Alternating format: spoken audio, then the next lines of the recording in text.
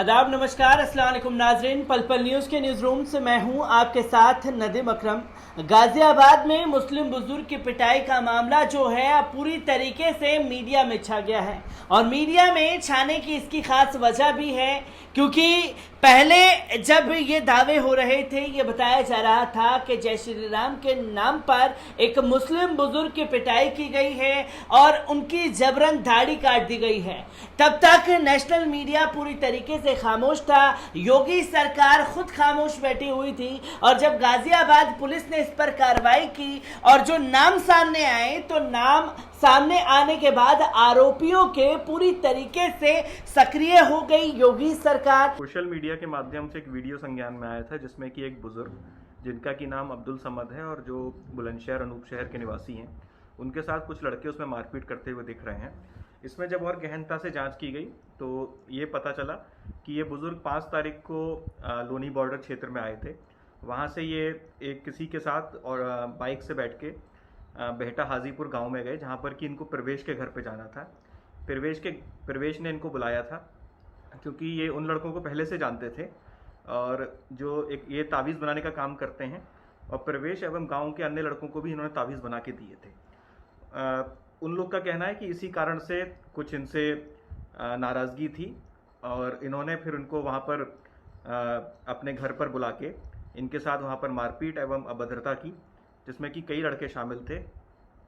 इसमें हमने लगभग सभी लड़के ट्रेस कर लिए हैं, सभी लोग चिन्हित कर लिए गए हैं और 3 लड़के प्रवेश जो कि ऑलरेडी जेल में हैं, इसके अलावा 2 अन्य लड़के कल्लू गुजर और आदिल, इनको भी गिरफ्तार किया जा चुका है। अन्य लड़के भी चिन्हित कर लिए गए, बहुत ही जल्दी उनको भी गिरफ्तार कर लिया जाएगा और पूरे मामले में जो भी और कठोर से कठोर कार्रवाई है वो हम लोग करेंगे। योगी प्रशासन और खास तौर पर जो एक ट्रोल गैंग बैठाई गई है बीजेपी आईटी सेल द्वारा, वो भी पूरी तरीके से मुखर हो गई और तो और जो तमाम मुद्दों पर खामोश रहने वाले सीएम योगी आदित्यनाथ जी हैं, वो भी अब पलटवार करते हुए नजर आ रहे हैं। आरोपियों के नाम सामने आने के बाद क्या कुछ गाजियाबाद के इस इंसिडेंट को लेकर के पुलिस द्वारा कार्रवाई की गई है और क्या कुछ राहुल गांधी और सीएम योगी आदित्यनाथ के बीच इस केस को लेकर के हुआ है, एक बार इस पर भी नजर डाल लेते हैं।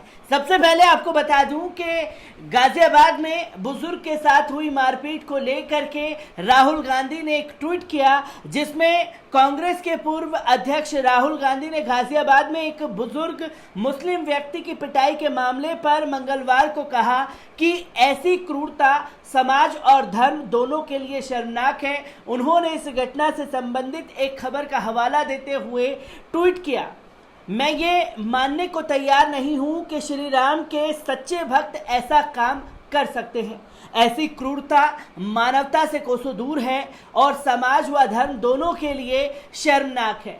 राहुल गांधी के इस ट्वीट के बाद जो बीजेपी आईटी सेल है वो पूरी तरीके से भड़क गया कि आप जो है आपसी सौहार्द बिगाड़ने की बात कर रहे हैं। इनके ट्वीट से पहले तक किसी की भी जुबान नहीं खुल रही थी और जैसे ही गाजियाबाद पुलिस ने ट्विटर पर आकर के ये बताया कि आरोपी जो हैं उसमें मुस्लिम भी शामिल हैं, तो सीएम योगी आदित्यनाथ मुस्लिम नाम सामने आने के बाद आरोपियों के किस तरीके से मुखर हुए हैं, एक बार इस पर भी नजर डालते हैं। उनके ट्वीट का जवाब देते हुए यूपी के मुख्यमंत्री सीएम योगी आदित्यनाथ ने कहा है कि प्रभु श्री राम की पहली सीख है सत्य बोलना, जो आपने कभी जीवन में किया नहीं। शर्म आनी चाहिए कि पुलिस द्वारा सच्चाई बताने के बाद भी आप समाज में जहर फैलाने में लगे हैं। सत्ता के लालच में मानवता को शर्मसार कर रहे हैं। उत्तर प्रदेश की जनता को अपमानित करना, उन्हें बदनाम करना छोड़ दें। इसी के बाद जो है आपको बता दें कि पुलिस ने किस तरीके से कार्रवाई की, क्योंकि आरोपियों के जैसे ही नाम सामने आए हैं तो यकीनन जो अपराधियों का धर्म जाति देख करके भारतीय जनता पार्टी मैदान में उतरती है, इस केस में भी ठीक उसी तरह आरोपियों के नाम सामने आने के बाद अब पूरी तरीके से मुखर होकर के जो लोग सवाल सीएम योगी आदित्यनाथ जी से पूछ रहे थे, अब उन्हीं के ऊपर जो है मुखर हो गई है बीजेपी आईटी सेल। आपको बता दूं कि किस तरीके से कार्रवाई अब तक गाजियाबाद पुलिस द्वारा की गई है।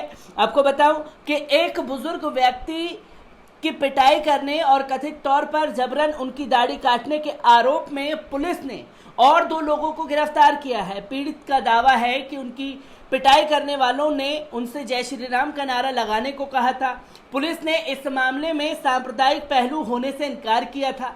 एसपी देहात डॉक्टर इरज राजा ने इस मामले में कहा कि सोशल मीडिया पर बुजुर्ग के साथ मारपीट व अभद्रता के वायरल वीडियो के संबंध में जांच करने पर पाया कि पीड़ित अब्दुल समद 5 जून को बुलंदशहर से बेहटा लोनी बॉर्डर आया था, जहां से एक अन्य व्यक्ति के साथ मुख्य आरोपी परवेश गुज्जर के घर स्थित बंथला गया था। परवेश के घर पर कुछ समय से अन्य लड़के कल्लू, पोली, आरिफ, आदिल व मुशाहिद आदि आ गए और परवेश के साथ मिलकर अब्दुल समद के साथ मारपीट शुरू कर दी गई। उनके अनुसार समद ताबीज़ बनाने का काम करता है, उसके लिए ताबीज़ से उनके परिवार पर उल्टा असर हुआ, इस वजह से उन्होंने ये कृत्य किया है। एसपी ने कहा कि अब्दुल समद, प्रवेश, आदिल, कल्लू आदि लड़के एक दूसरे से पूर्व से ही परिचित थे, क्योंकि अब्दुल समद द्वारा गांव में कई लोगों को ताबीज़ दिए गए थे। प्रकरण में पंजीकरण अभियुक्त समुचित धाराओं की वृद्धि करते हुए पूर्व में ही मुख्य अभियुक्त परवेश गुज्जर की गिरफ्तारी की जा चुकी है। आज 14 जून को अन्य 2 अभियुक्त कल्लू व आदिल की गिरफ्तारी की गई है। अन्य अभियुक्तों की भी शीघ्र गिरफ्तारी कर विविध कार्रवाई सुनिश्चित की जाएगी। तो ये पूरा मामला जो है सामने आया, क्योंकि जब वीडियो वायरल हुआ तब तक ना तो उत्तर प्रदेश पुलिस कुछ बोलने को तैयार थी और ना ही योगी सरकार खुद कुछ बोलने के लिए तैयार थी। और जब कार्रवाई हुई, कुछ मुस्लिम नाम सामने आए, तो उसके बाद जो है अपना धर्म का चोला ओढ़ करके ये बताने की कोशिश की गई कि आप सांप्रदायिक सौहार्द बिगाड़ने का काम कर रहे हैं। और सांप्रदायिक सौहार्द अब कौन बिगाड़ने का काम कर रहा है, इसके बारे में भी शायद आप लोगों को जान लेना चाहिए, क्योंकि जैसे घटना घटी तभी इसको नेशनल टेलीविजन पर डिबेट का मामला बनाया जाना चाहिए था, जो कि नहीं हुआ। आरोपी चाहे हिंदू हो चाहे मुसलमान हो, उनके खिलाफ सख्त से सख्त कार्रवाई होनी चाहिए, ताकि फिर किसी बुजुर्ग का अपमान ना किया जा सके।